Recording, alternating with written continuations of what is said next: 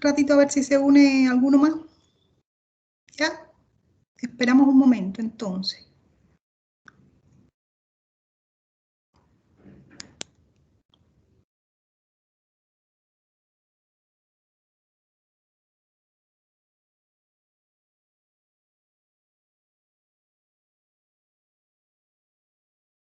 Mientras voy a ir compartiéndole el contenido ya de la clase de hoy.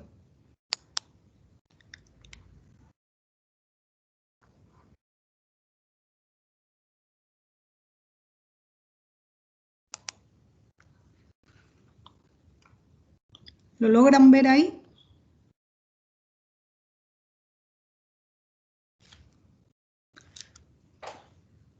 ¿Lo ven? Sí, profesora. Sí, profesora. Ya.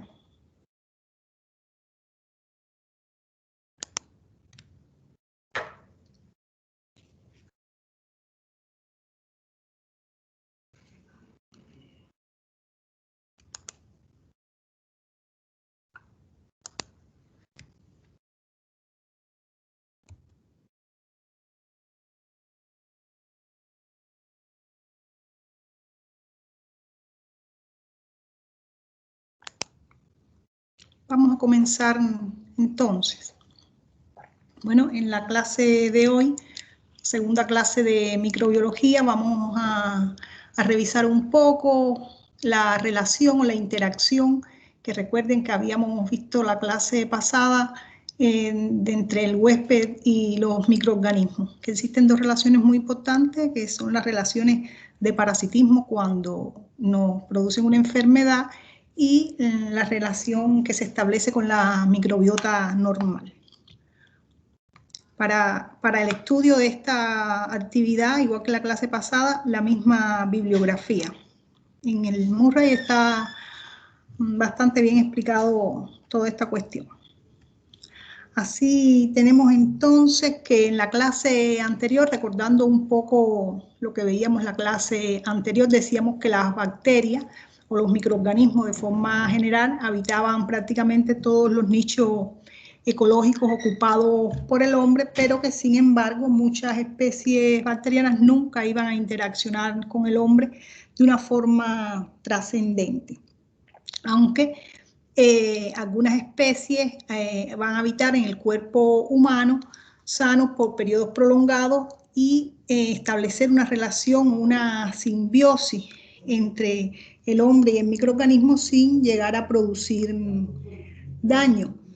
No solo en esta interacción que se establece entre las bacterias y el hombre, no solo entre los dos van a beneficiarse, sino que incluso a veces para el huésped, en este caso nosotros, si no tuviéramos estas bacterias, que es lo que vamos a estudiar en la clase de hoy, un poco más hacia adelante, en relación a la microbiota normal, sufriríamos grandes trastornos si repentinamente no tuviéramos estos microorganismos.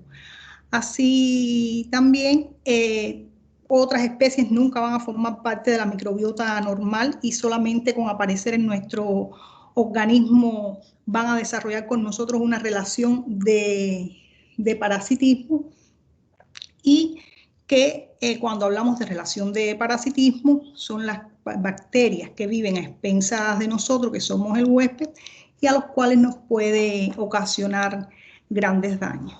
Entonces, ¿sí?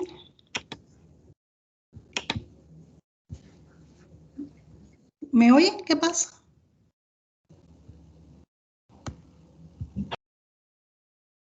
¿Oigo? ¿Me escuchan? Sí, profesora. Ya. ¿Y qué pasó? ¿Que alguien habló? Seguimos entonces.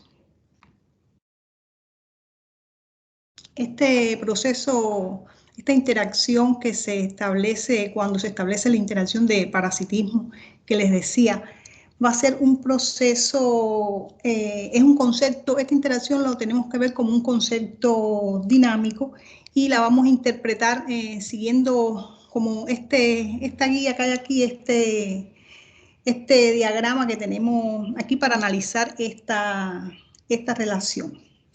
Que según este esquema, para que exista una relación tanto de parasitismo como es la que vamos a ver ahora, como después la relación con la microbiota normal, siempre el microorganismo tiene que encontrarse con su huésped, en este caso el hombre. Una vez que se encuentran, tiene que entrar al interior del huésped para, una vez dentro, lograr establecerse por ciertos mecanismos que tiene cada bacteria en particular, y una vez establecida entonces multiplicarse y diseminarse. Una vez que ellas se diseminan y multiplican, tratan de evadir las defensas del organismo, del huésped, en este caso el ser humano, que trata de defenderse de ellas y producir un daño. Ellas evaden la respuesta del organismo por mecanismos que tienen, producen un daño y este daño va a traer consigo un desenlace, que no siempre va a ser un desenlace fatal, puede ser otro tipo de desenlace. Y lo vamos a ir viendo a medida que desarrollemos este diagramita en la clase. Así tenemos entonces la primera etapa. La primera etapa es el encuentro de la bacteria con el hombre. Y este encuentro, ¿de qué va a depender? Depende de las características de la bacteria, del lugar donde se encuentre la bacteria, de las condiciones que se establezcan entre el hombre y el microorganismo.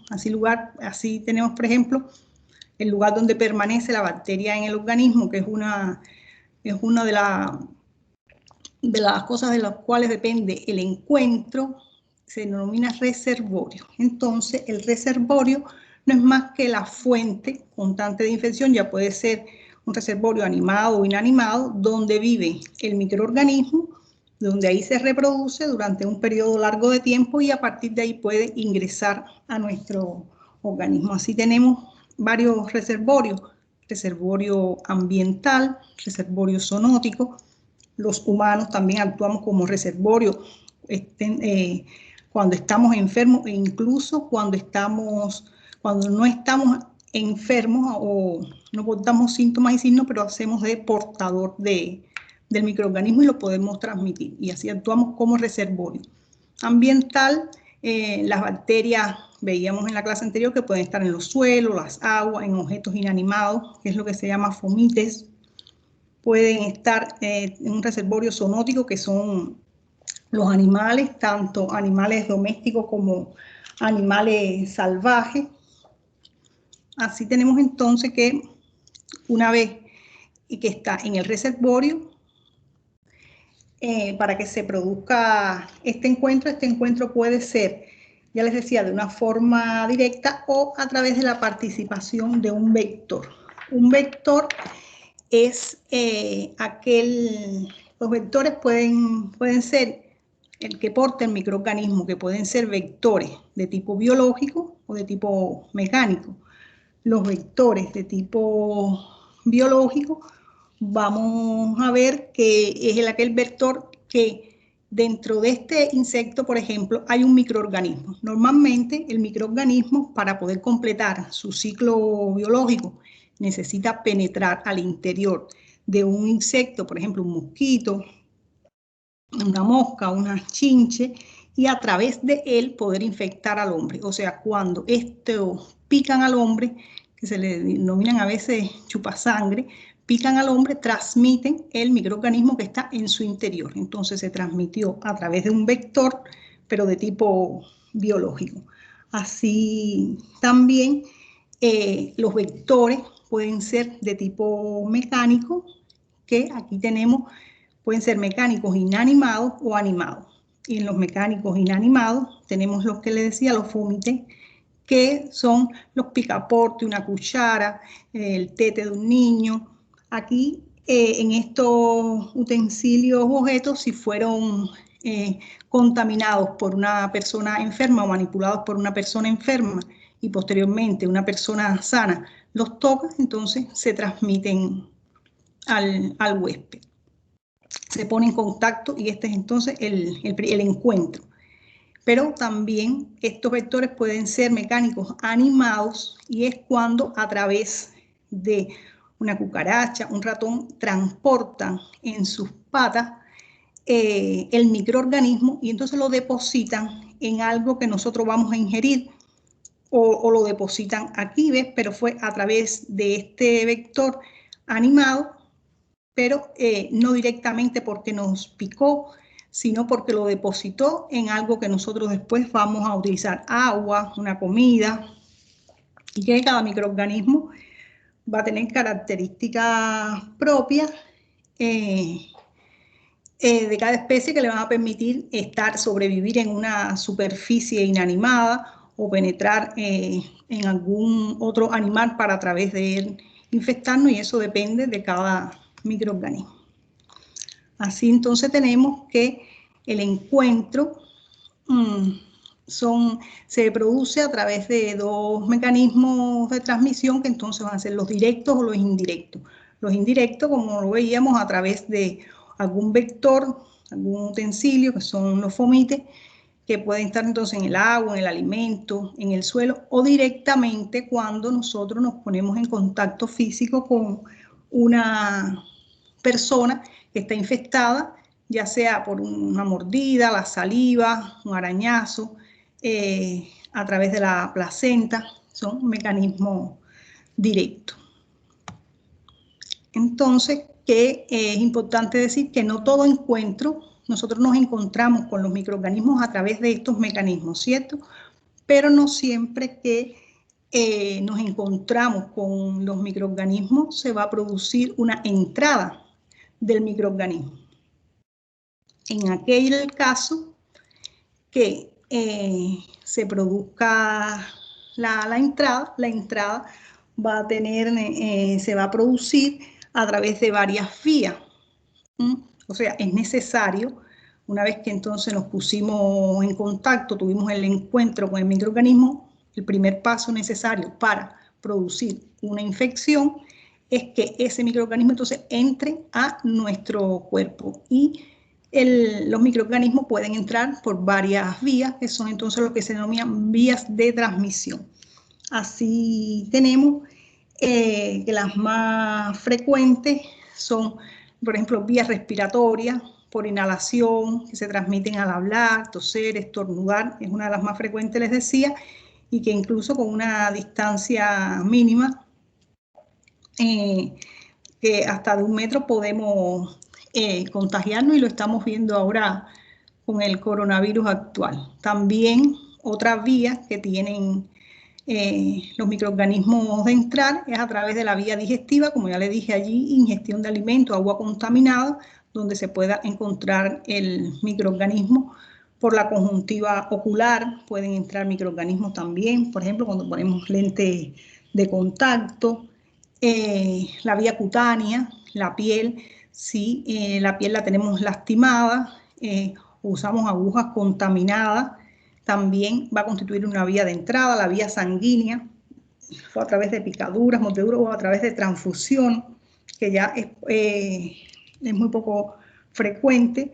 Por contacto sexual, es la vía entonces urogenital. La transplacentaria, que era la que les decía que es a través de la madre y el feto. Entonces estas son varias vías a través de las cuales pueden hacer su entrada los microorganismos. Entonces ya tuvimos el contacto, o sea, el encuentro con el microorganismo que estaba en un reservorio determinado y penetra por algunas de estas vías, y que puede ser de forma directa o indirecta. Entonces, esta puerta de entrada, aquellas eran las vías de transmisión, les decíamos que estas vías de transmisión tenían una puerta de entrada. La puerta de entrada no va a ser más que el sitio a través del cual la bacteria, por el nombre lo está diciendo, penetra en el huésped, e incluso en algunos casos la bacteria no va más allá de esa puerta de entrada, y desde ahí mismo de la puerta de entrada, desde la boca, el ano, y tenemos el aparato urogenital, el aparato respiratorio, desde ahí mismo puede producir alguna enfermedad, incluso con signos sistémicos, y es el caso del tétano. En otros casos, la bacteria puede quedar cerca de la puerta de entrada y causar enfermedad como un absceso cutáneo cuando nos pinchamos y penetra un estafilococo ahí mismo en la puerta de entrada, hace un absceso y produce el daño y no tiene que ir incluso más allá.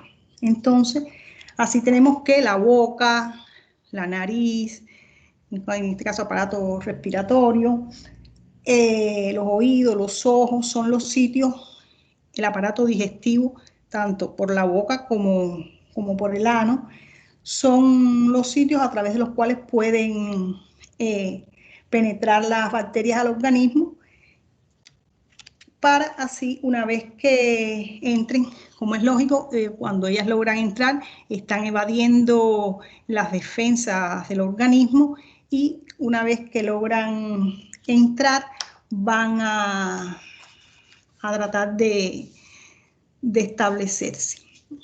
Entonces, vamos a definir aquí unos conceptos relacionados con inóculos, que, o sea, toda esta masa de microorganismos que ingresa por la puerta de entrada, o esa cantidad de bacterias que ingresa por la puerta de entrada, se le va a denominar inóculo.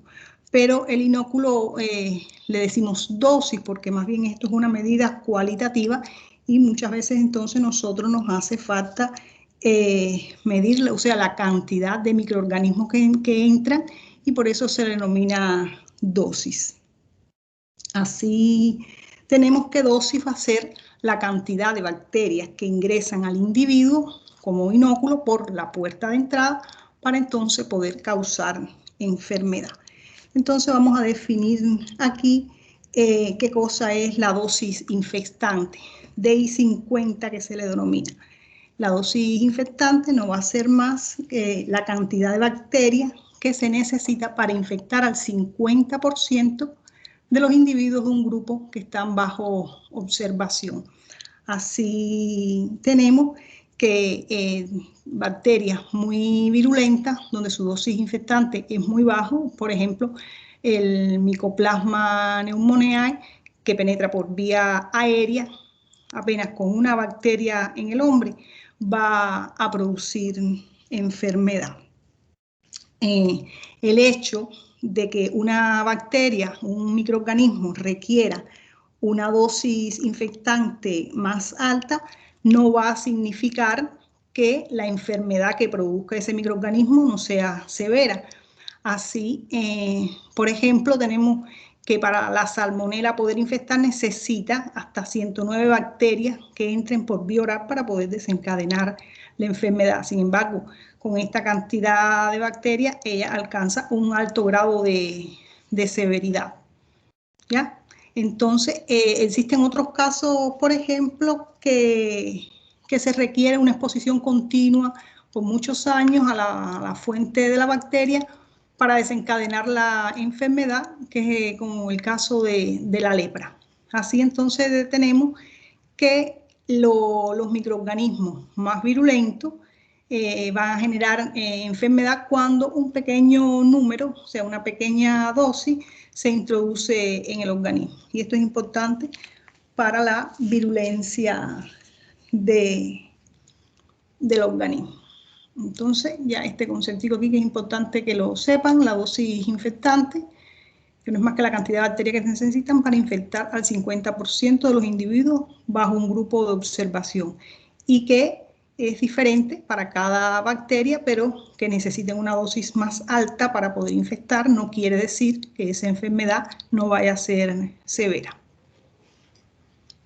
Entonces, decíamos entonces que ya una vez que el organismo ingresa, necesita establecerse para continuar con este proceso de infección y producir el daño o el proceso infeccioso posterior.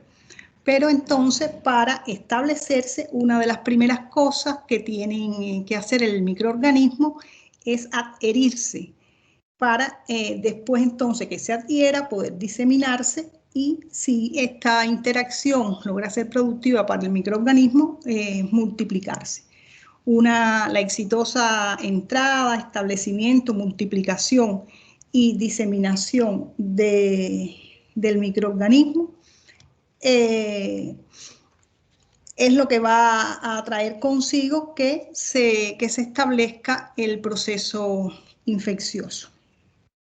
Así, decíamos que para que el microorganismo pueda establecerse, necesita adherirse y entonces existen características propias de cada microorganismo que le van a permitir este establecimiento, esta diseminación y esta multiplicación y que le son propias de cada una. Así, por ejemplo, tenemos, esto lo vamos a ver con más detalle en próximas clases.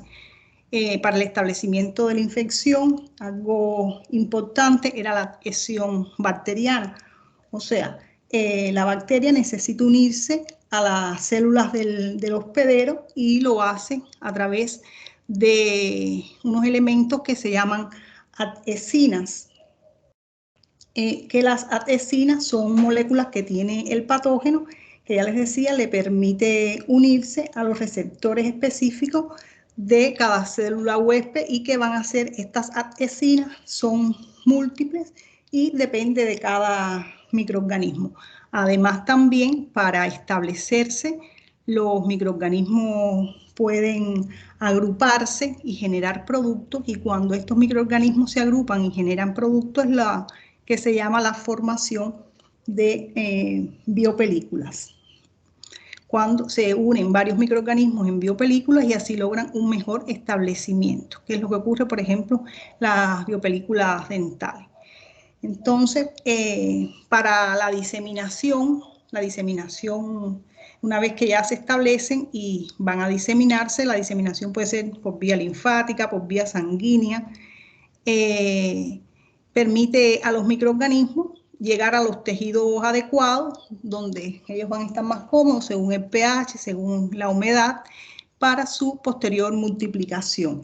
Y que para esto los microorganismos también cuentan con ciertos elementos como son la presencia de cápsulas, que por ejemplo las cápsulas impiden que el microorganismo sea fagocitado y así el microorganismo avanza y logra entonces multiplicarse.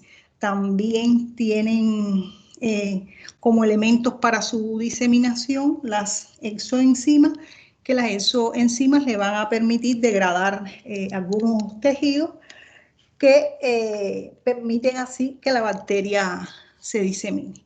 Así entonces también para poder multiplicarse el organismo la bacteria necesita nutrientes que los va a tomar de los nutrientes del huésped. Y para esto las bacterias, por ejemplo, utilizan enzimas líticas que permiten la ruptura de las macromoléculas, así obtener moléculas más sencillas para sus nutrientes. Y algo muy importante y particular de las bacterias para su multiplicación es el uso de sideróforos, o sea, que son unos elementos,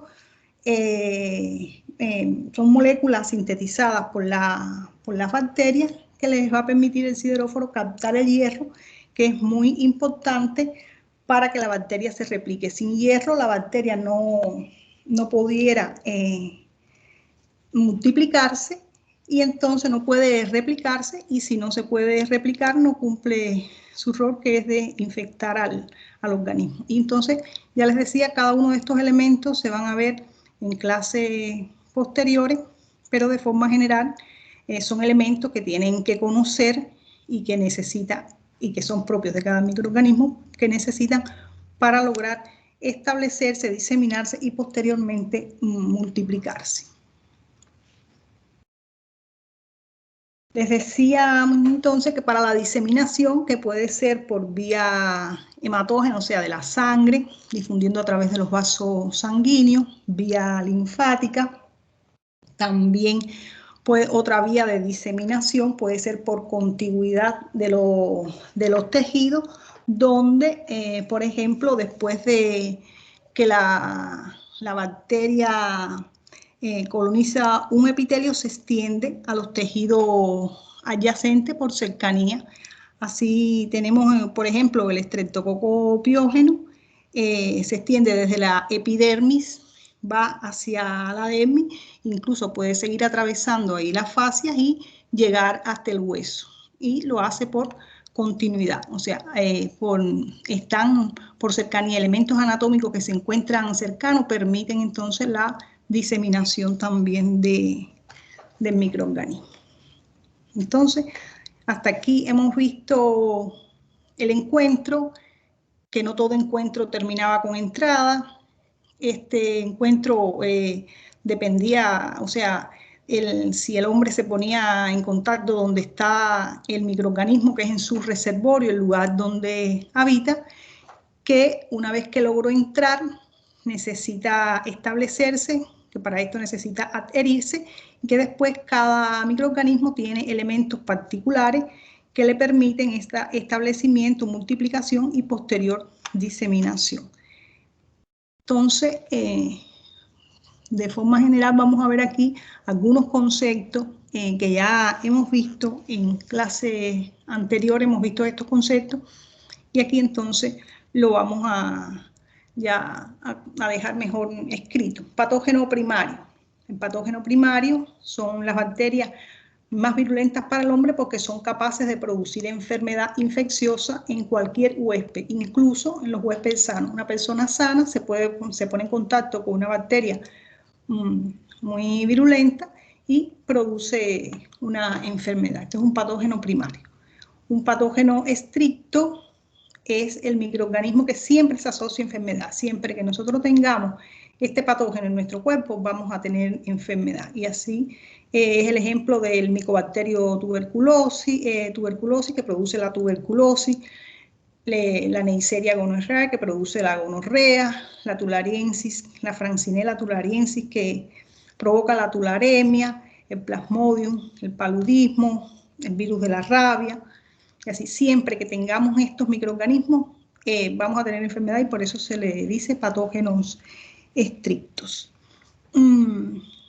Así tenemos también los patógenos oportunistas, que en la clase anterior vimos algo de este concepto, que generalmente son los microorganismos que van a formar parte de la flora normal del paciente, como los estafilococos aureus, la E. coli, la cándida. Esos microorganismos constituyen parte de nuestra flora normal, pero sin embargo, ellos en condiciones normales no van a causar enfermedad. Pero cuando el paciente tiene alguna enfermedad predisponente, o cuando ellos se introducen en lugares donde normalmente no habitan, producen enfermedad, y por eso se le dice oportunista. Aprovechan esa oportunidad para producir un proceso infeccioso o enfermedad. Y bueno, aquí les pongo los pacientes inmunodeprimidos. Pueden ser pacientes con quemaduras extensas, por ejemplo, los pacientes con quemaduras extensas están muy inmunodeprimidos, si se recibió una cirugía mayor, accidente que trae consigo destrucción de epitelio, cuando tenemos enfermedades de base como la diabetes, el SIDA, cuando estamos sometidos a terapia antineoplásica, los trasplantados, que también están muy inmunodeprimidos porque se tratan con agentes inmunosupresores, y generalmente estos patógenos oportunistas en estos pacientes provocan enfermedades. Y también pueden ser oportunistas porque cambian del lugar donde ellos se encuentran, que lo vamos a ver ahorita cuando veamos la microbiota normal. Así entonces, una vez que el microorganismo entró, se estableció, se multiplicó, pudo diseminarse, vamos a ver que puede entonces causar un daño. Que este daño pudiera ser entendido no solo como un daño a un tejido, sino que también se entiende como daño la enfermedad. que el daño puede ser provocado directamente por este microorganismo que nos penetró a través de factores que él tiene, que también lo van a ver en clase venidera, como toxinas y exoenzimas. Pero también el daño puede ser que no sea producido directamente por el microorganismo, sino que es el mismo huésped el que en su reacción a la entrada de este microorganismo, a través de sus mecanismos de defensa termina dañándose a él mismo. Y así tenemos entonces que el propio huésped desarrolla procesos inflamatorios, hipersensibilidad, autoinmunidad. Y entonces cuando se rompe, cuando se produce este daño, que ya decíamos que puede ser tanto por el microorganismo o como por el propio huésped, aparece este desequilibrio entre el huésped y los microorganismos y termina entonces con la aparición de signos y síntomas. Y se dice entonces que cuando ya aparecen los signos y los síntomas, que hay una enfermedad. ¿Ya? Y en este caso, enfermedad infecciosa, porque es producida por microorganismos. ¿Ya? Entonces, vale aquí aclarar también algunos términos que a veces se usan de forma inadecuada por el personal médico, pero que ustedes como estudiantes deben tener clara la diferencia conceptual entre lo que es infección y enfermedad infecciosa, porque a veces decimos, fulano tiene una infección cuando describimos cuando está la persona ya enferma, cuando tiene la enfermedad infecciosa. Y bueno, está un poco mal utilizados los términos, aunque todos nos entienden, pero ustedes sí deben tener bien claros los conceptos. Y así tenemos que todo el mecanismo, el proceso este dinámico que describimos, a través del cual la bacteria ingresa y se establece en el organismo, es a lo que le vamos a denominar infección, o sea, la exitosa entrada, establecimiento, multiplicación, diseminación de la bacteria, que implica que se ha producido una infección y puede ser con un daño o no. En el caso que estamos analizando del parasitismo hay un daño, pero se puede lograr, se encuentra, entra, se establece, se disemina, pero no hay un daño. ¿Ven? Entonces, todo este proceso dinámico es a lo que le llamamos infección. Y como resultado de este proceso, uno de los resultados puede ser, que es el caso que estamos analizando, la enfermedad infecciosa. Que la enfermedad infecciosa es la que se pone de manifiesto cuando aparecen los signos y los síntomas, que siempre es un proceso perjudicial para el huésped y que no es una interacción beneficiosa. Entonces, si definimos enfermedad infecciosa, proceso perjudicial para el huésped, y que se define como interacción no beneficiosa, se pone de manifiesto cuando aparecen los signos y síntomas de la enfermedad. ¿Cómo veíamos? ¿Quedaron claros estos conceptos? Es importante que los dominen porque no es lo mismo, aunque se tiende a pensar que es lo mismo, la infección es simplemente todo este proceso de encuentro, entrada, establecimiento, multiplicación y que se disemina y puede provocar un daño. Y cuando provoca un daño, entonces es cuando aparece la enfermedad infecciosa, pero pudiera no provocar daño y es cuando aparece la microbiota normal, que la vamos a ver más adelante, les decía. ¿Ya? Y es importante que tengan claro aquí estos conceptos. Hasta aquí, ¿todo bien? Sí, profesora. Sí, profesora. Ya, continuamos entonces. Según veíamos ahorita en el diagrama del inicio, después entonces que está toda esta etapa dinámica y después del daño aparece un desenlace, que en este desenlace en ocasiones interacción ocurre con una coexistencia pacífica entre el huésped y la bacteria, o sea, interaccionamos, ocurre una coexistencia pacífica y hay una colonización, ¿cierto?, que es la microbiota normal, y ustedes lo ven aquí, colonización, no hay respuesta clínica ni respuesta inmune, esto lo vimos en la clase primera, y que por un ejemplo que tiene aquí es el estafilococo, que es potencialmente patógeno en la cavidad nasal, pero ahí está sin causar patología.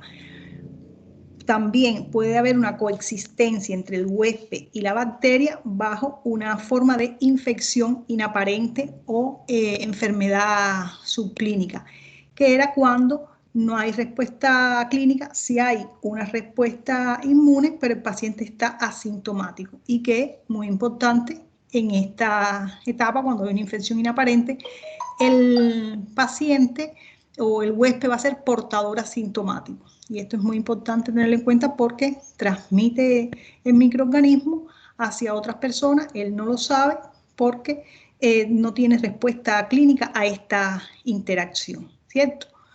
Ya, entonces, cuando otra relación, otro desenlace, un primer desenlace, la coexistencia entre el huésped y la bacteria.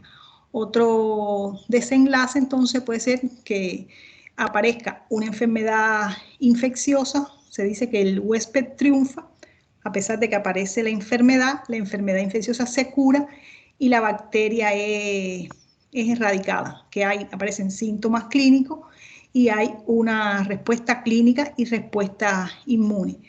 Aquí, en cuanto a la enfermedad infecciosa, tenemos que el paciente puede curar espontáneamente.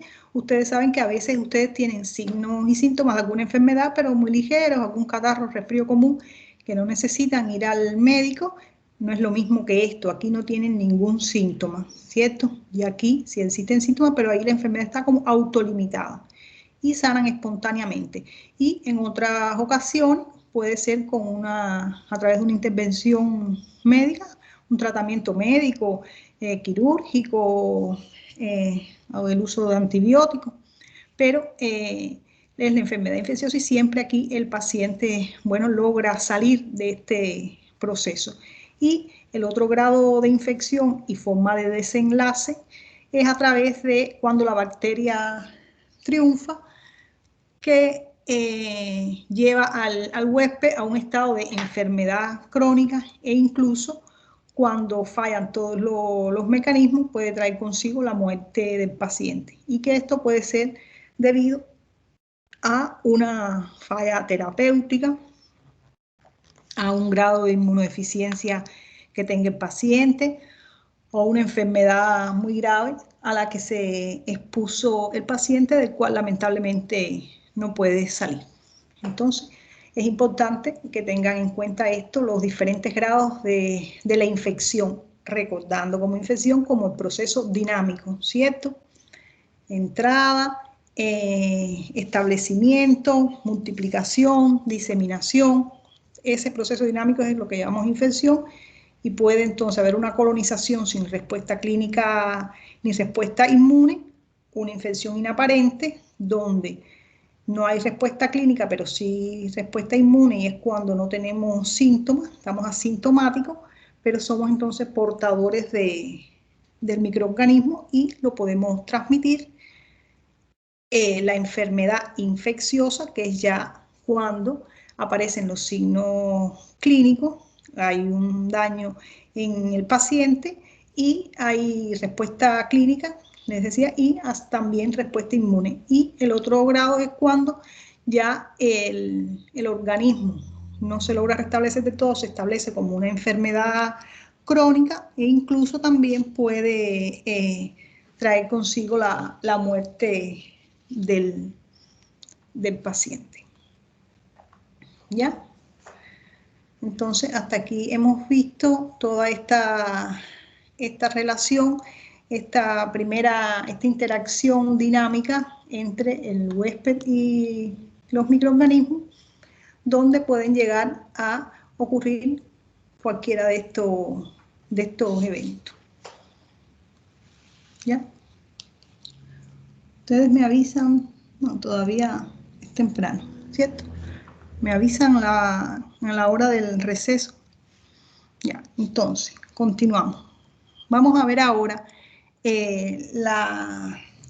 la microbiota normal, que hemos venido hablando bastante en el trayecto de la clase, que es una situación muy particular que se da en el cuerpo con cierto grupo de microorganismos y a la cual llamamos microbiota normal, que tanto nosotros los humanos como los animales tenemos esta flora normal, que es muy abundante, que no nos va a causar enfermedad, sino que logran un equilibrio que ya les decía, muy importante, que logran el crecimiento tanto de las bacterias y que son importantes también para el desarrollo del huésped.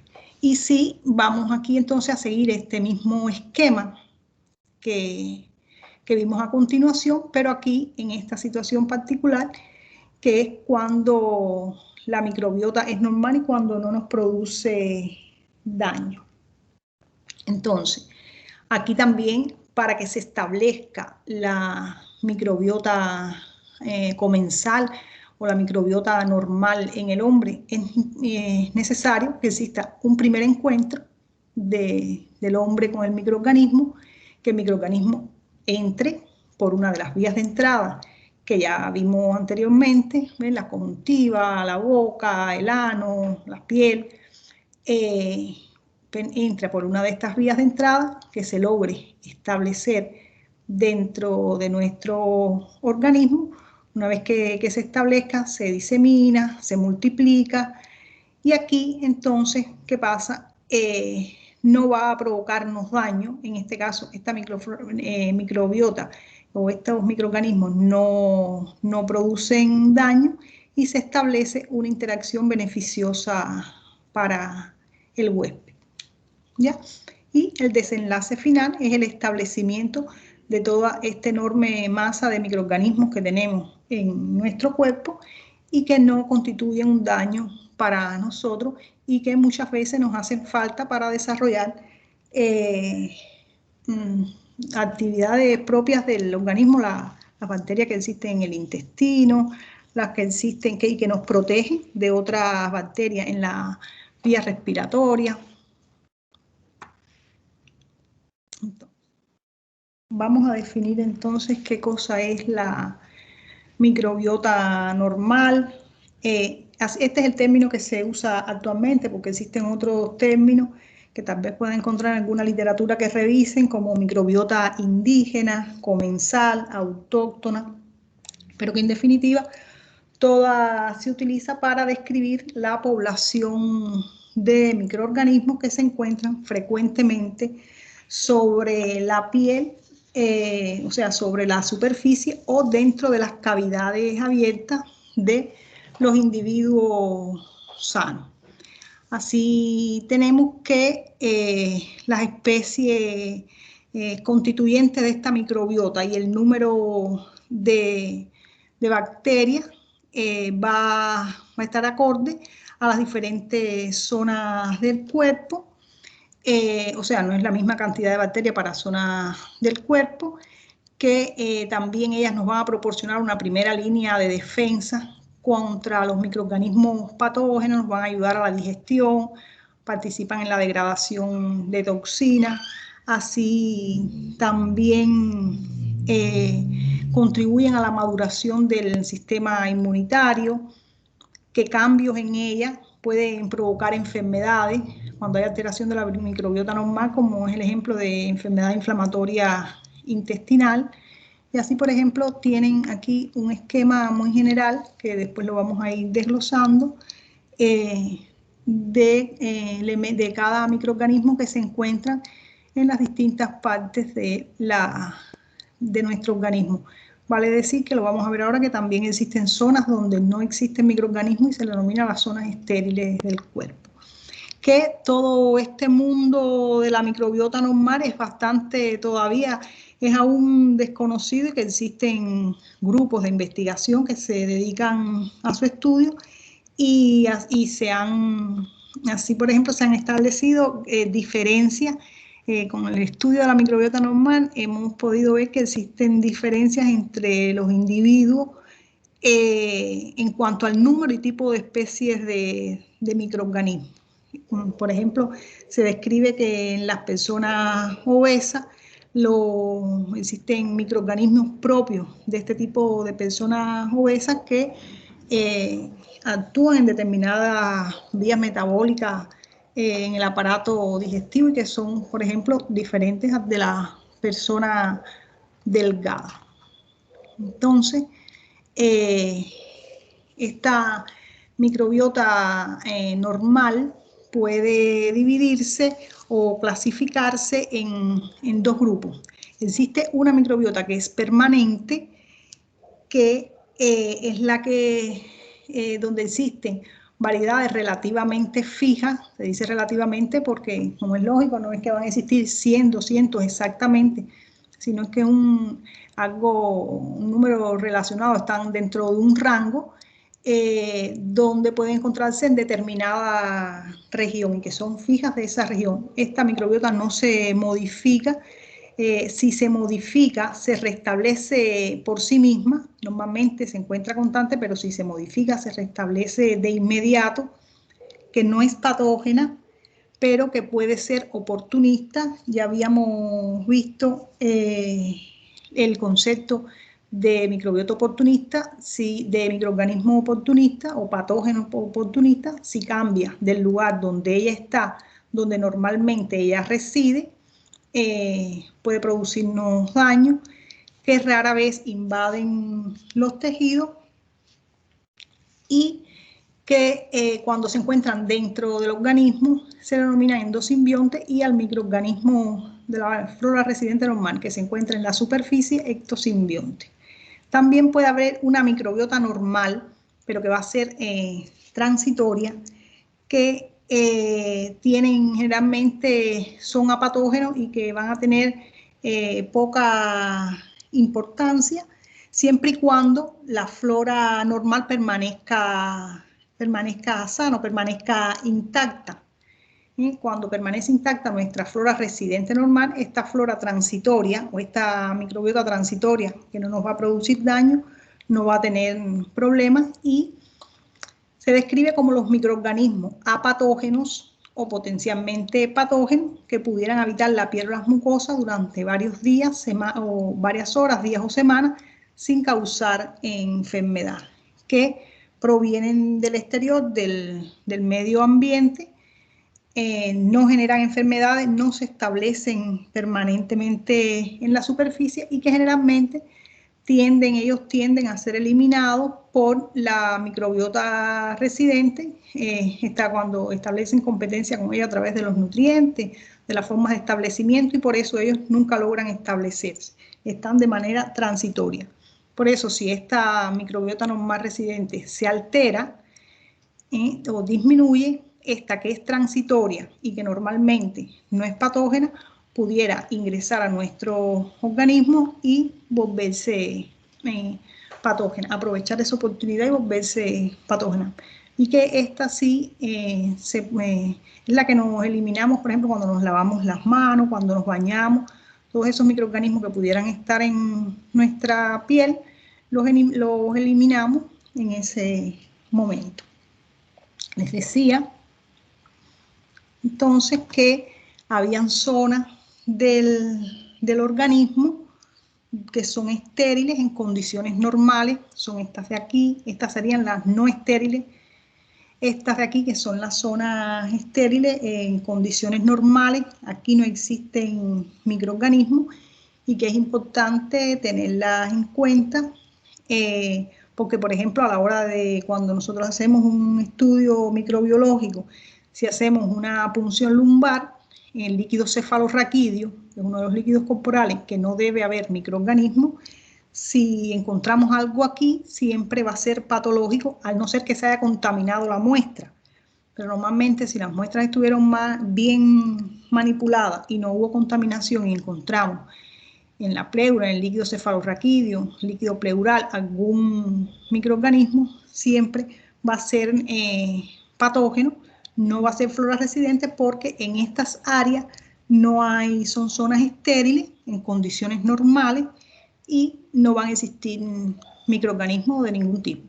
Así tenemos los órganos internos, el cerebro, el páncreas, el corazón, el tracto respiratorio inferior, en los líquidos corporales, les decía, en el pericardio, cavidad peritoneal, las meninges, la vejiga urinaria, el oído medio y el oído interno, los senos paranasales. ¿Ya? Entonces,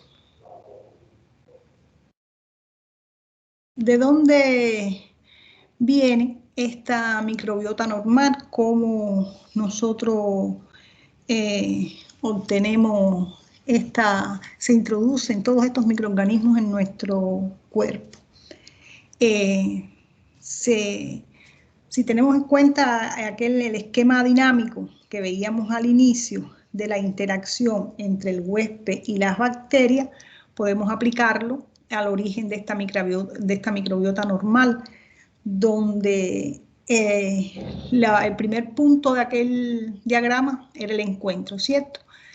Cabe decir que el niño, el feto, un feto normal es estéril hasta el momento del nacimiento. O sea, mientras está dentro de la mamá, el niño es estéril, no se ha contaminado con nada, pero ya en el mismo momento del nacimiento, a través cuando en un parto normal, en el canal del parto, se encuentra con los primeros microorganismos que están ahí formando parte de la microbiota normal del aparato reproductor femenino. Y entonces es con el primer encuentro y ahí en ese primer encuentro comienza entonces la entrada del microorganismo por la boca, por la conjuntiva, pero también hay un encuentro cuando el niño ya lo toma la enfermera en sus manos, encuentro con el ambiente, con la mamá que se lo ponen encima para lactar, ¿cierto? Y aquí entonces comienzan a establecerse todas estas relaciones y comienza el primer encuentro de este niño con los microorganismos que son normales o que están además en el ambiente de donde el niño está naciendo. Una vez entonces que todas estas bacterias se encuentran con el niño, penetran o entran por las vías de entrada y comienzan entonces a establecerse en los diferentes sitios, se diseminan por la piel, por las cavidades abiertas sin causar ninguna enfermedad.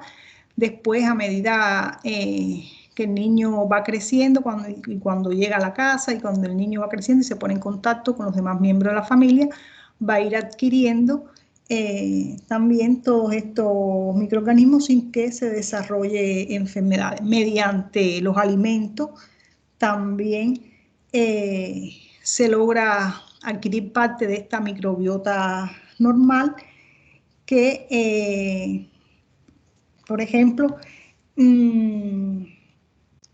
la introducción de alimentos semisólidos, cuando ya el niño comienza a comer otro tipo de alimentos, la flora empieza a tener una composición más compleja y ya entonces entre los 2 y 4 años de edad la flora se asemeja bastante a la de los adultos. Y así entonces, con todos estos cambios, el niño va a quedar expuesto a una cantidad de especies bacterianas que eventualmente lo van a ir colonizando. Y ya entonces, al cabo de un corto periodo, van a predominar en la microbiota de este niño aquellos mejores microorganismos mejor adaptados para colonizar sitios particulares, y entonces vale decir que su microbiota va a ser muy parecida a los individuos de su entorno familiar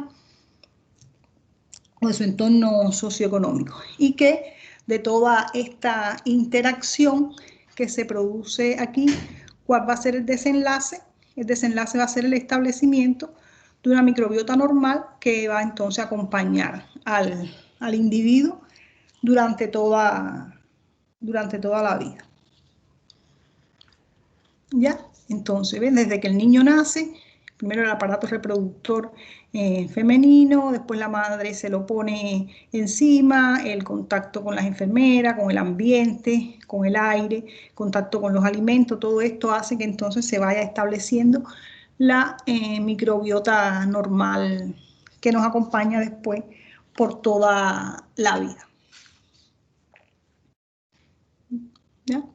Entonces, vamos a ver qué importancia tiene toda esta flora normal y por qué se habla tanto de ella. La flora normal, desde diversos puntos de vista, representa un mecanismo de defensa para nuestro organismo, para el huésped. Así se dice que contribuye al desarrollo de la respuesta inmunológica, y esto se ha podido comprobar en animales de laboratorio que nacen y son criados en un sistema o en condiciones de esterilidad extrema. Se ve como esos animales no desarrollan mecanismos inmunológicos o componentes del sistema inmunitario. Entonces, también ayudan a evitar la colonización de la piel o las mucosas, que era lo que decíamos ahorita allí, por las bacterias que pudieran ser patógenas, porque esta flora normal lo que va a hacer es competir con las bacterias patógenas por los nichos ecológicos, o sea, por los lugares donde se van a establecer, por los nutrientes, y entonces así evitan que otras bacterias nos colonicen. También otra de las importancias de la flora normal es la conservación de la salud y la función normal de la zona donde ellos residen, o sea, donde está esta flora normal. Y así tenemos el ejemplo de la microbiota normal de la flora intestinal. Intervienen en la síntesis, por ejemplo, de vitamina K, nos ayudan a la absorción de nutrientes, y ahí también evitan que sea colonizado por otros microorganismos. Vale destacar que, y es importante que lo sepan, ya lo hemos mencionado antes, que esta flora normal puede generar enfermedades en ciertas circunstancias. O sea, tenemos una microbiota normal, pero es normal en determinado lugar, pero si se transfiere su ubicación, o sea, se introduce en otra ubicación, siempre y cuando el paciente entonces tenga también factores predisponentes, van a causar enfermedades.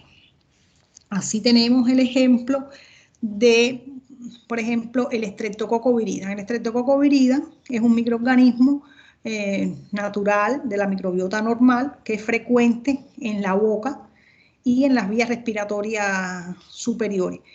Pero, por ejemplo, cuando este microorganismo se introduce en la circulación, después que nos hacemos una extracción dental, una cirugía, incluso en una profilaxis, donde hay sangramiento, este microorganismo puede pasar a la circulación y viajar, por ejemplo, hasta el corazón, alojarse en las válvulas cardíacas y ahí producir endocarditis infecciosa. ¿Ya? Por eso es importante, por ejemplo, que los pacientes que tienen prótesis valvulares o algún trastorno estructural en el corazón, generalmente se medican antes de realizarse un proceso que traiga consigo contacto con sangre, o sea, una extracción dental, una cirugía bucal, alguna profilaxis, porque estos microorganismos que son normales en la boca, pueden pasar a través de la circulación, alojarse en estas válvulas y producir endocarditis. Pero así también está el ejemplo de los bacteroides, que son bacterias naturales, son las más frecuentes que existen en el intestino grueso, y ahí ellas no son patógenas, son inocuas.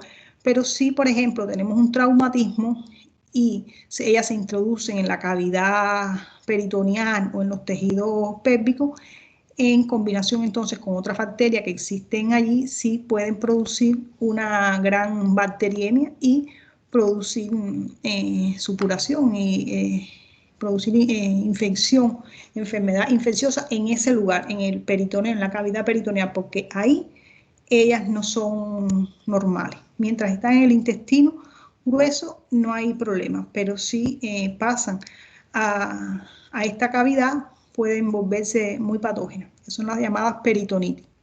Después de una cirugía o cuando tenemos un traumatismo que nos lacera los tejidos internos. Entonces, es algo importante que tienen que tener en cuenta cuando los microorganismos de la microbiota normal pasan a otro sitio que no es su sitio, pueden provocar enfermedades.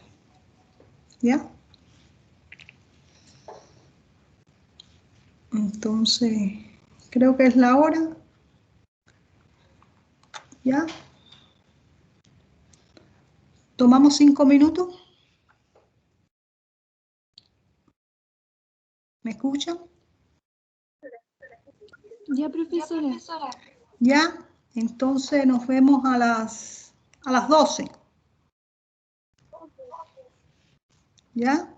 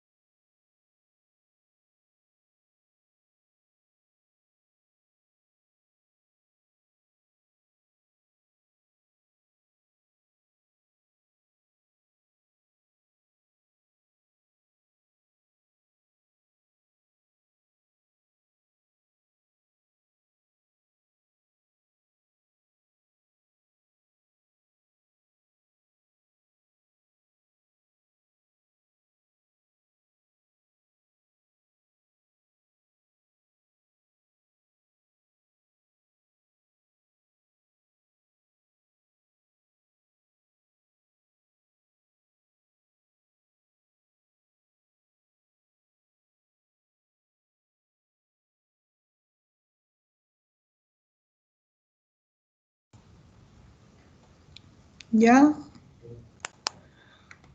Volvemos a retomar la clase.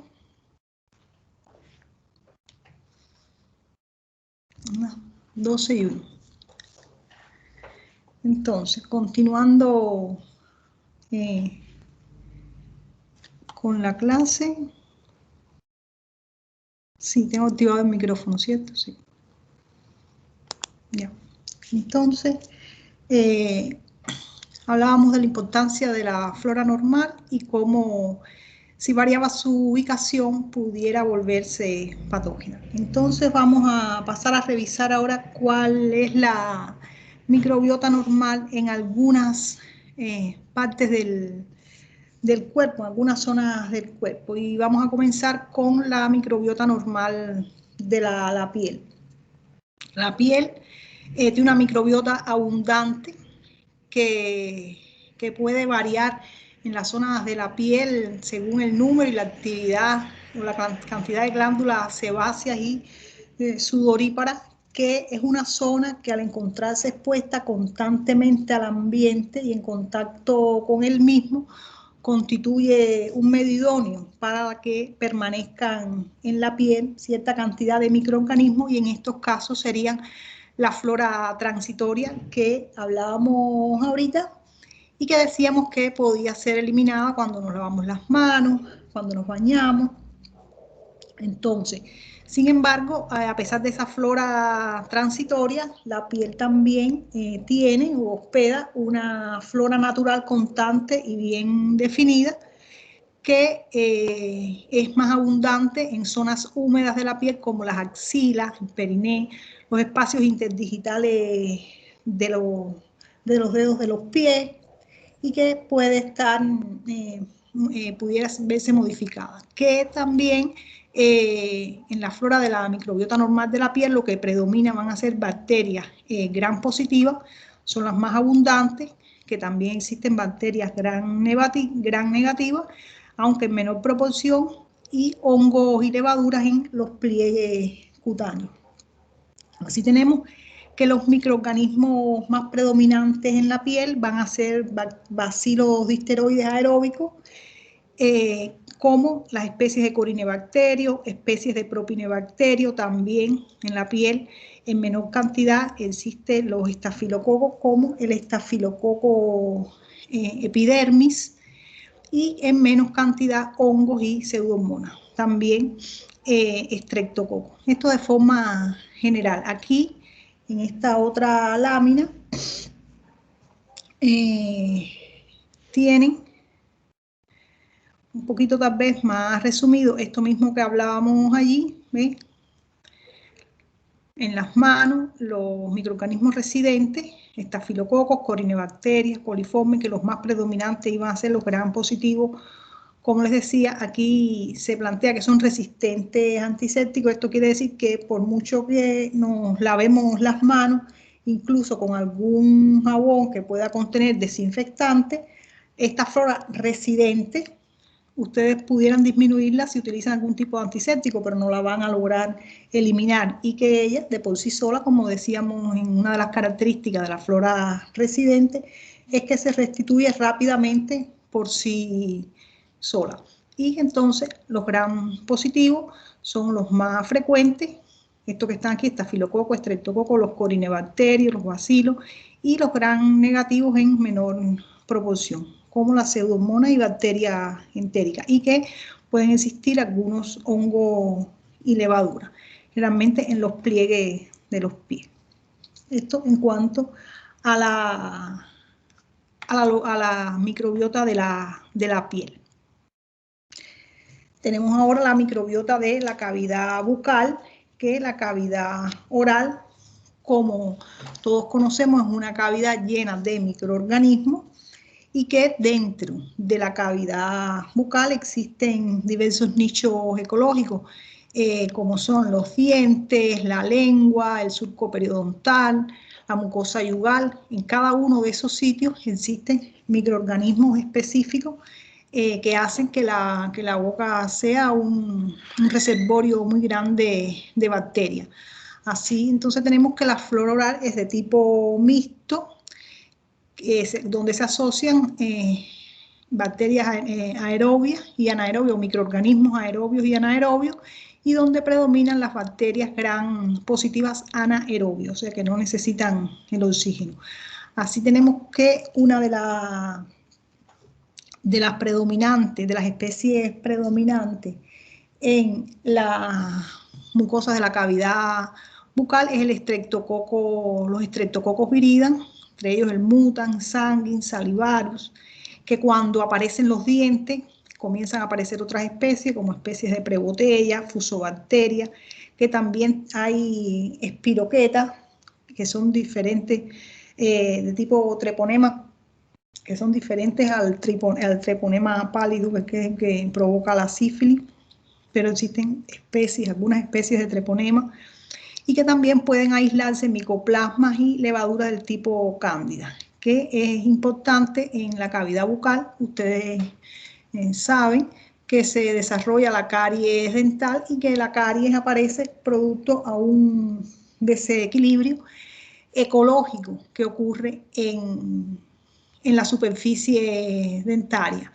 O sea, en esa microbiota que es estable dentro de la cavidad bucal aparece un desequilibrio debido a la mala higiene, a la ingesta de muchos carbohidratos, que es el alimento ideal para las bacterias, y ellas logran establecerse porque se establecen en forma de placa dental o biopelícula. Lo vamos a ver por qué es tan importante esto, porque la biopelícula ayuda a las bacterias a mantenerse unidas, a proliferar, y entonces este elemento es el elemento más importante para la producción de caries dental o para la aparición de la caries dental, que en la placa dental es un conglomerado de varias bacterias y que está formado fundamentalmente por Streptococcus mutans, Actinomyces, Lactobacillus, que es la causante del proceso de caries.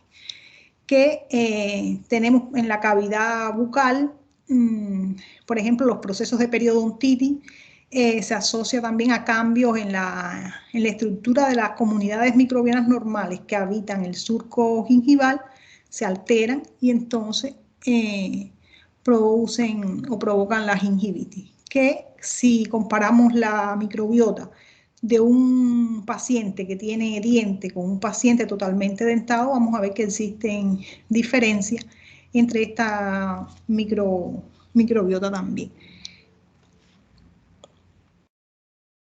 Si vemos ahora la microbiota que forma parte normal del oído externo, vamos a ver que es muy similar a la de la piel, donde predominan los bacilos y los cocos gram positivos, son los predominantes en el oído externo. Recuerden que el oído medio y el oído interno son zonas estériles, que también en menor proporción encontramos bacilos negativos como enterobacterias y pseudomonas. Los predominantes van a ser los cocos y bacilos gram positivos, y que recuerden es el oído externo.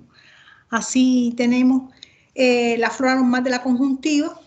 Las conjuntivas, los microorganismos que predominan son bacilos gram positivos como el Corynebacterium, y también están los estafilococos epidermis, que también con frecuencia pudieran encontrarse Neisseria y algunos bacilos gram negativos similares a la Haemophilus. Que la conjuntiva, la flora conjuntival, normalmente recuerden que va a estar regulada por la circulación de las lágrimas, y que aquí tenemos una enzima, la lisozima, que es antibacteriana, y esto hace que en la conjuntiva exista un número muy limitado, como ven aquí, existe un número limitado de bacterias en la microbiota normal de la conjuntiva.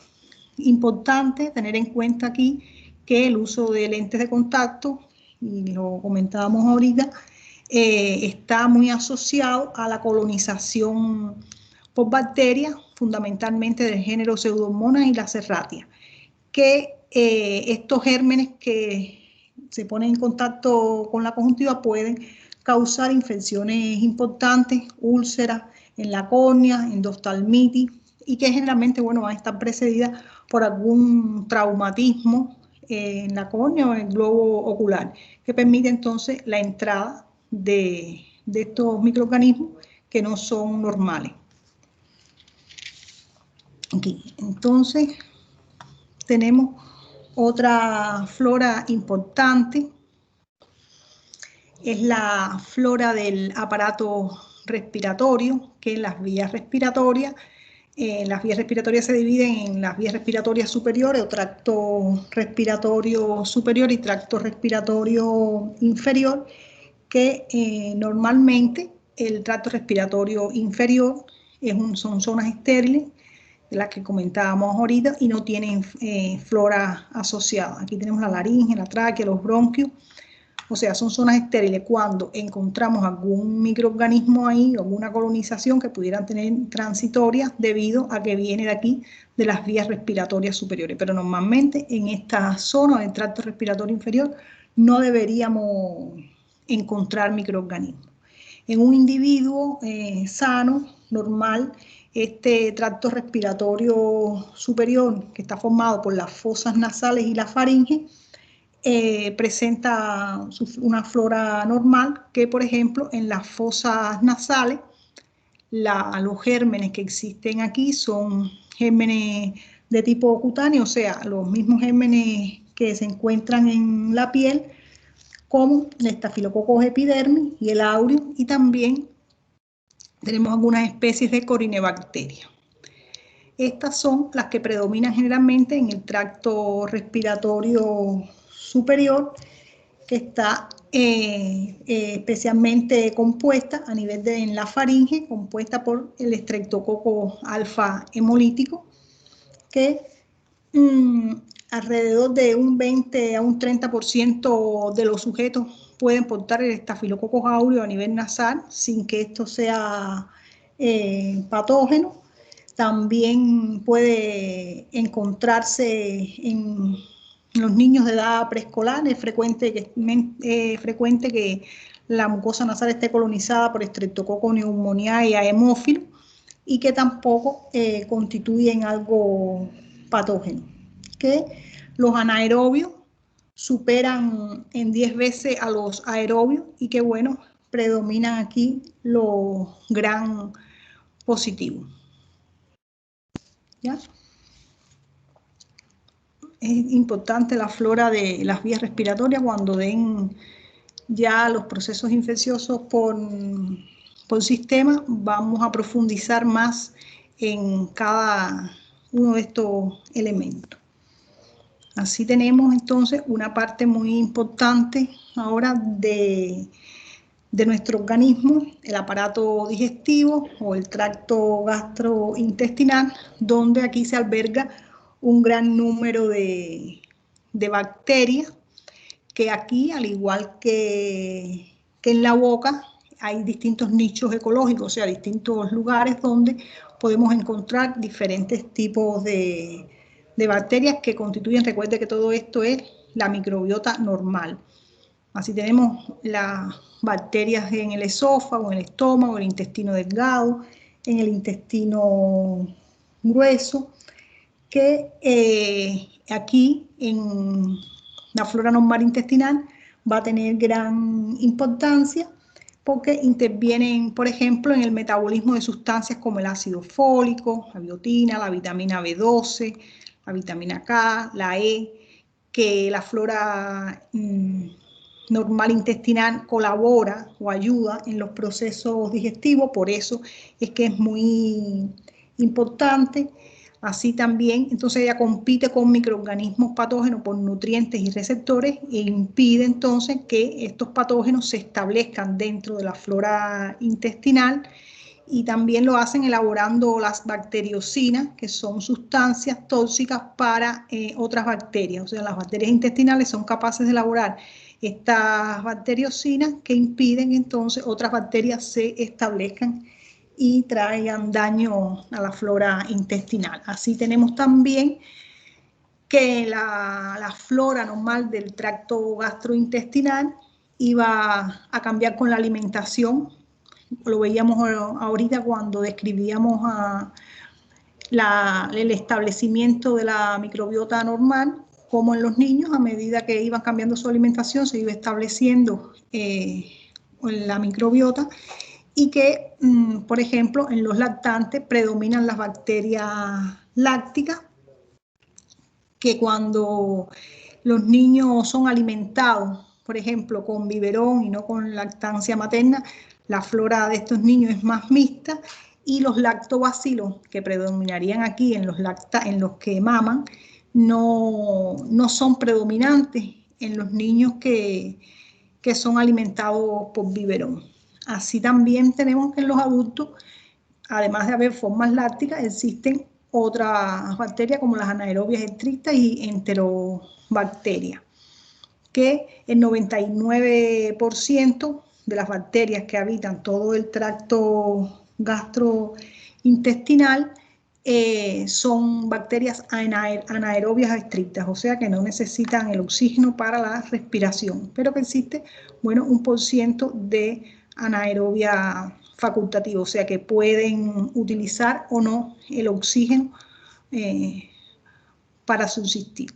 También en el tracto gastrointestinal vamos a tener la presencia de enterovirus, rotavirus, adenovirus y herpesvirus, que mientras se mantengan en su número normal no va a constituir, no va a ser patológico para el organismo, mientras no aumente su número. Que también las poblaciones de microorganismos del tracto gastrointestinal, ya les decíamos que cambian con la dieta y con los tratamientos antibióticos. Aquí tenemos los firmicutes y los bacteroides, son los dos grandes, son filos. Recuerden cuando hablamos de la taxonomía, que se dividen en filum, dominio. Estos son los dos grandes filum que abarcan todas estas bacterias que hay aquí, que habitan el tracto gastrointestinal, y que se han identificado, por ejemplo, que los firmicutes son más abundantes en personas obesas. Así también que en personas que consumen mucha grasa animal o grasa saturada, hay mayor cantidad de firmicutes, por ejemplo, que de bacteroides. Entonces, esto es uno de los ejemplos de cómo influye y cómo es diferente la microbiota del tracto gastrointestinal, dependiendo también de nuestros hábitos alimenticios. Y que con tratamientos antibióticos puede haber una disbiosis, que vamos a ver ahora, y provocar una alteración, un desequilibrio en esta microbiota. Decíamos que hay distintos nichos ecológicos. Por ejemplo, normalmente en condiciones fisiológicas normales, el estómago tiene un pH gástrico muy ácido de 2, y esto hace que el estómago no haya tanta cantidad de microorganismos de la microbiota normal. Además que lo protege de otros microorganismos que pudieran ser potencialmente patógenos, como es el cólera. Y si comparamos, lo establecemos en número, se dice que la densidad de bacterias del estómago es relativamente baja, en un número de 10 a la 3 o 10 a la 5 gramos de contenido de estas bacterias, y que los predominantes aquí van a ser los lactobacilos. ¿Ven? En esta lámina que ven aquí es la densidad que hay de microorganismos y la frecuencia. Aquí tienen una escala para que lo vean, una leyenda. El más oscuro es los más predominantes, el amarillo más claro es una frecuencia de menos del 10%, y rosado y este más clarito sería de 25 a 75. Después ustedes cuando estudien lo ven para que sepan cuáles son los más predominantes en cada parte, en cada zona del intestino.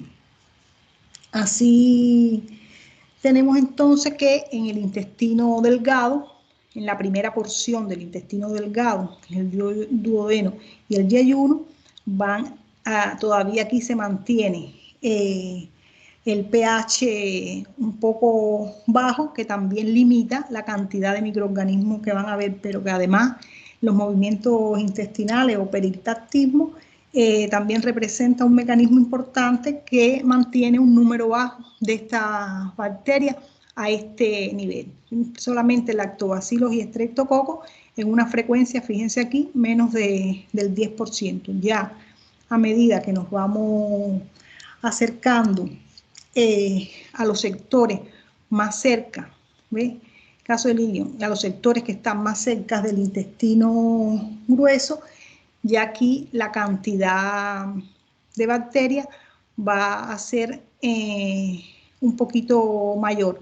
Aquí si nos fijamos en esta leyenda, esta zona morada es muy baja cantidad, simplemente lactobacilos a este nivel, aquí ya aparecen algunos estreptococos y de aquí entonces comienzan a aparecer, ¿ven? Mayor cantidad. Aquí se dice que es muy baja y aquí la densidad de bacterias es baja y predominan las enterobacterias y especies de bacteroides. Cuando ustedes vean esto en microbiología, SPP, eso quiere decir especies, porque no se le nombran todas las especies, se dice especies de bacteroides, ¿ya? Entonces, si seguimos avanzando por estos nichos ecológicos del tracto gastrointestinal, tenemos al intestino grueso o colon, donde aquí sí ya la densidad de microorganismos es una densidad máxima y se plantea que existen hasta de 10 a la 11 hasta 10 a la 12 bacterias por gramo de ese fecal, que esto representa hasta un 40% del peso seco de las materias fecales. Esta cantidad de microorganismos va a representar hasta un 40% del peso de la materia fecal. Que se trata de explicar esta gran cantidad. Miren aquí, ya ven cómo comienzan a aumentar el número de bacterias, que esta gran cantidad se explica porque ya aquí el pH que existe aquí a nivel del intestino grueso es más cercano al pH fisiológico. Hay una disminución del peristaltismo intestinal, o sea, ya no hay tanto movimiento intestinal que hace que no haya bacterias, así como también hay poco contenido de agua. Y entonces las bacterias logran alcanzar esta cantidad.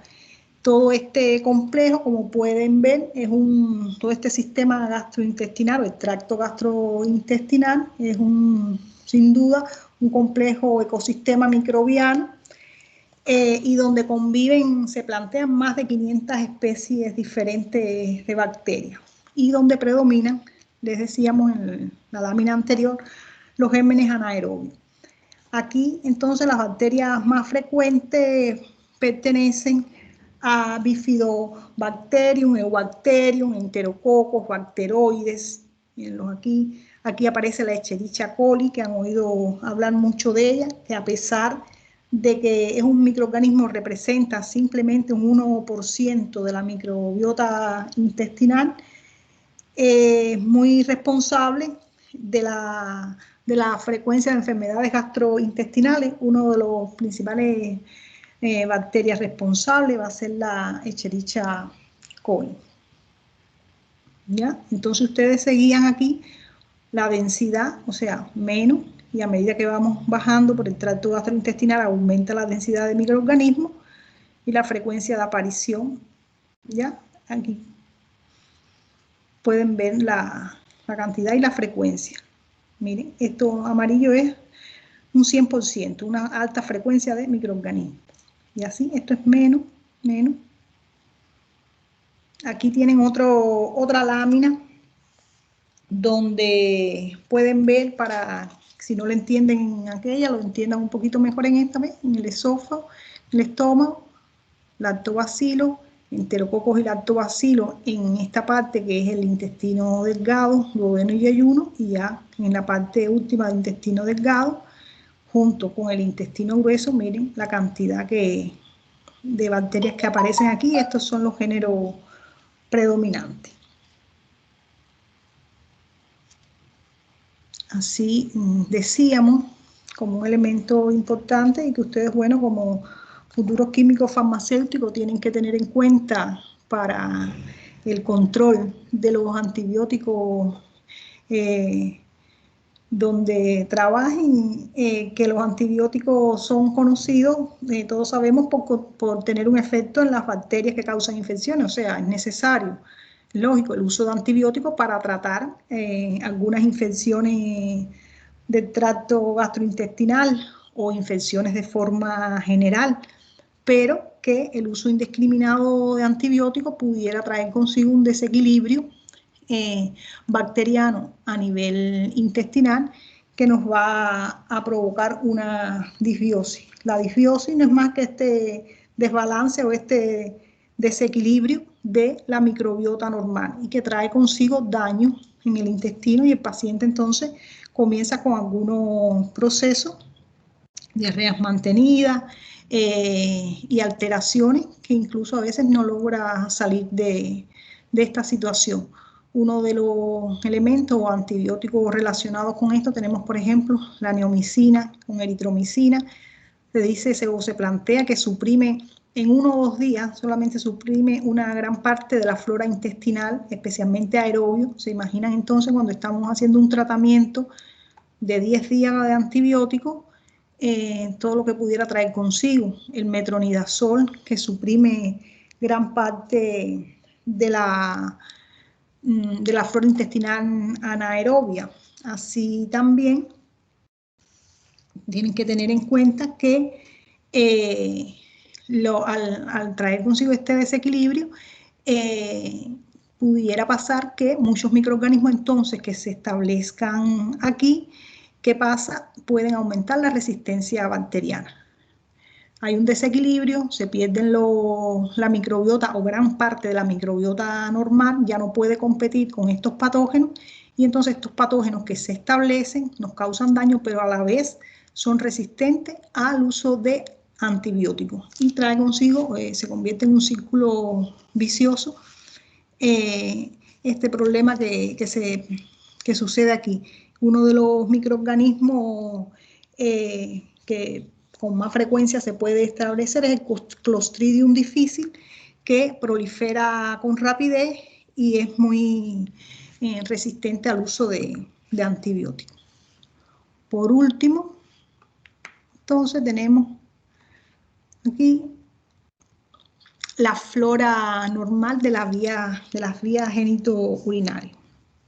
Aquí en la flora normal del aparato urinario tenemos que, excepto la uretra anterior, toda la otra porción del aparato urinario es estéril, que la orina contribuye en mantener esta vía urinaria libre de gérmenes, debido a que la orina produce un arrastre, pero además tiene un pH muy ácido y una elevada osmolaridad que hace que, al no ser aquí en la uretra anterior, el resto de las vías genitourinarias sea estéril. Entonces, la población microbiana comensal o normal de la uretra va a estar formada por diversos microorganismos. De los más frecuentes son los lactobacilos, estreptococos, estafilococos, que son avirulentos y que no se asocian con enfermedad.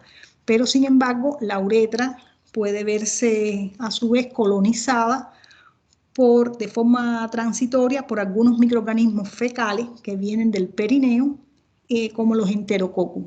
Y entonces también la cándida, los cuales sí son capaces de invadir el tracto genitourinario, multiplicarse y ocasionar enfermedades significativas.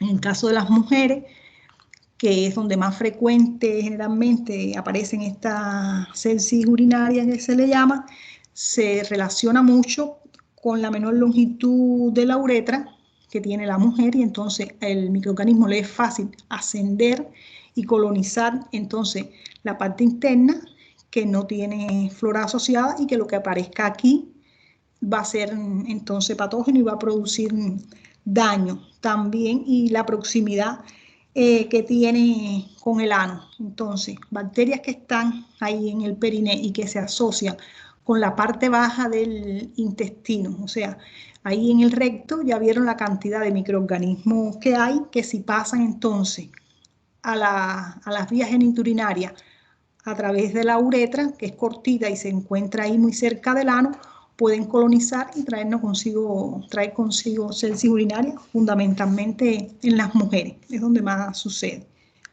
En cuanto a la flora del aparato reproductor, en este caso la vagina es un nicho muy rico en flora normal y que va a estar, la composición de esta flora va a depender del contenido de estrógeno y por eso esta flora va a variar en la pubertad, en la mujer adulta, cuando aparece la menopausia, uno de los elementos más frecuentes que encontramos aquí son los lactobacilos y que son los encargados de mantener el pH bajo como resultado del metabolismo de los lactobacilos que producen ácido láctico, disminuye el pH aquí y entonces inhibe el crecimiento de muchas bacterias que pudieran ser patógenas. Sí, entonces, en la mujer de edad genital activa van a predominar diferentes especies de lactobacilos, otros bacilos gram positivos, un menor número de estos cocos gram positivos. También pueden ver actinomyces, levaduras, protozoo, que estos elementos de aquí, muy importante tener en cuenta que cuando si se encuentra inmunodeprimida la paciente, pueden volverse patógenos oportunistas y causarnos enfermedades. Así también la presencia del estafilococo pueden provocarnos un shock tóxico por las toxinas del estafilococo cuando él se exacerba su número en el nicho de la vagina. Así tenemos también entonces que en la mujer hay una población que, por ejemplo, la población esta de microorganismos puede variar durante la gestación a medida que el embarazo progresa. Aumenta la densidad de lactobacilos y van a disminuir la cantidad de bacilos gram negativos anaerobios y facultativos, y esto lo que trae como resultado es que se reduzca el riesgo de bacteriemia grave durante el parto y el puerperio. Porque, por ejemplo, existen algunas mujeres que tienen como microorganismos vaginales y que constituyen parte de su flora normal estreptococos del grupo B, ¿ya? Estreptococos del grupo B pueden estar formando parte de la microbiota normal en la mujer y en ocasiones, no es frecuente, pero en ocasiones puede pasar que cuando el niño pasa por el canal del parto, provoca una septicemia, adquiera el estreptococo B, que es muy patógeno, y un niño recién nacido provoque septicemia neonatal y meningitis, que generalmente ocurre esto que pasa, que se describe aquí, o sea que hay cambios en la microbiota que impiden esta bacteriemia tanto para la mujer durante el parto y para que el niño lo adquiera, pero en ocasiones suele suceder.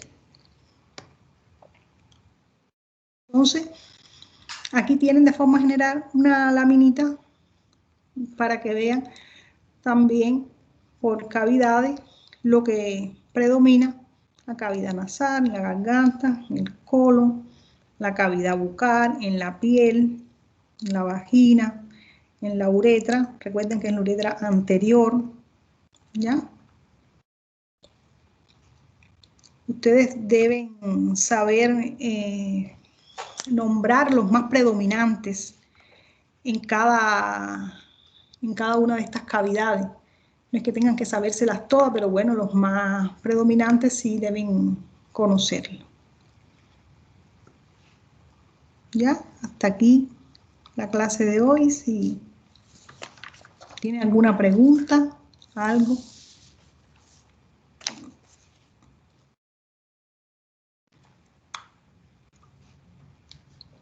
¿Ya? ¿No tiene?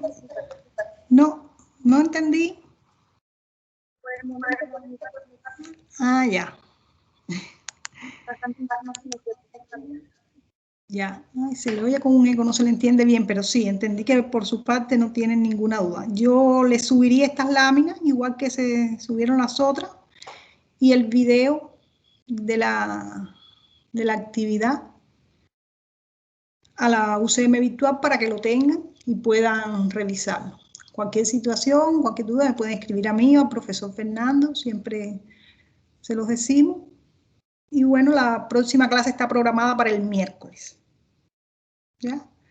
Aumenta un poquito la materia, pero hemos tratado de que todo le quede plasmado en las láminas para que les resulte un poco más fácil.